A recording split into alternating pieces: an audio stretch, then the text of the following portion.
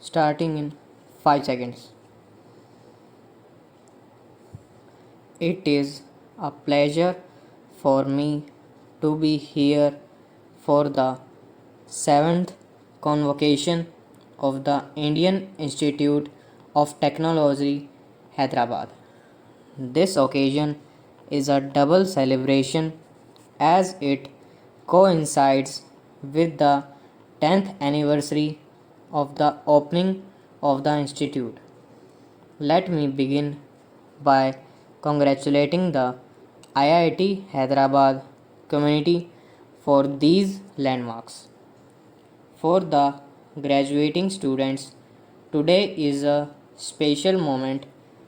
It is the result of years of hard work and dedication on your part and on the part of your teachers and professors as well as your family.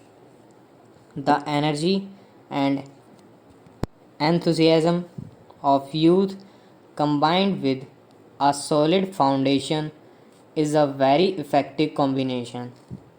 It can take an individual very far.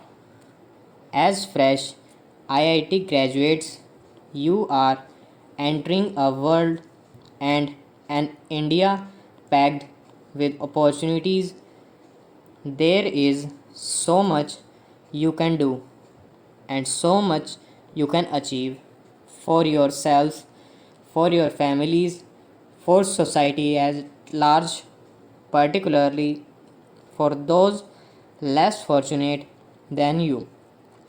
Please dream big and aim high and please take risks. The time to do it is now.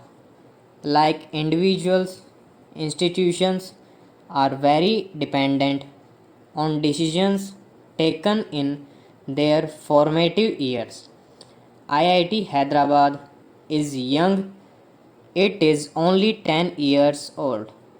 It too is defined by energy and enthusiasm and has built a solid foundation. Today, you have 2,500 students, one in five of them being a young woman. The institute has a strong postgraduate program with 30% of students pursuing a PhD. These are commendable figures, but the question is what next? The road you take today will determine your future not just for the next few years but perhaps for the rest of the century. That may sound like an overstatement, but do consider some of the world's major universities or even the older IITs, your peer institutes. Their achievements over several decades have been shaped by the trajectory they took in their earliest days as a second generation IIT. It is important that you borrow from as well as learn from the models of the past. Conditions are different from the 1950s and 1960s. India has changed. Technology and the very discipline of engineering have evolved.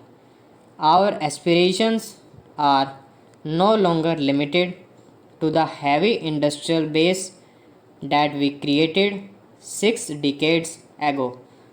Rather, IIT Hyderabad has to remain relevant to the fourth industrial revolution that will write the script of the 21st century.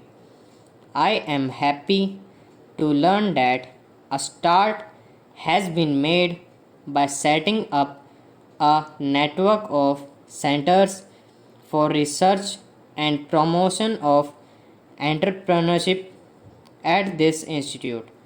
These include the Center for healthcare, entrepreneurship, the Center for Cyber Physical Systems and Internet of Things, and the Fabless Chip Design Incubator, and other initiatives that fall under the umbrella of TIC Foundation. Collaborative research is being carried out in areas of widespread utility such as 5G technology, affordable housing, and information networks for natural disaster mitigation and recovery. MOUs with leading international universities and R&D agreements with Japanese industrial corporations are also worthy of appreciation. Ladies and gentlemen, the best scientific universities and institutions of learning are not just teaching shops or degree factories. Increasingly, they are sources of innovation and incubators of technology and technology driven startups. The knowledge ecosystem of public investments in science, academic institutions, and universities, research laboratories, commercial applications, and private enterprise has an almost magical potential. Its best example is, of course, Silicon Valley in the United States. At the core of Silicon Valley are basic science and technology campuses and their talented faculty and students.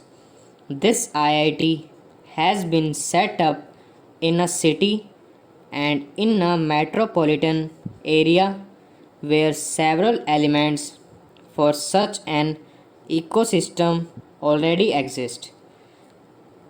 IIT Hyderabad, in a sense, is the element that completes the picture. Hyderabad has a long tradition of scientific discovery and application. In the 19th century, Ronaldo Ross, who won the Nobel Prize for Medicine for identifying the mosquito that transmitted malaria, did pioneering work here. After independence, Hyderabad became a location of industrial manufacture. It showed vigorous and far-sighted investments by the public sector and then the private sector. Gradually, the city's reputation grew as a research center. Before coming here, I called for details from the Council of Scientific and Industrial Research, the Department of Science and Technology, the Department of Biotechnology, the Department of Atomic Energy, the Defense Researches and Development Organization, and the Indian Space Research Organization. Between these institutions, I am told there are as many as 19 research facilities and laboratories in Hyderabad.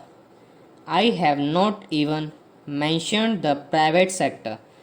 Hyderabad based companies are engaged in cutting edge research and manufacture of biopharmaceuticals and vaccines, and separately in the field of information technology.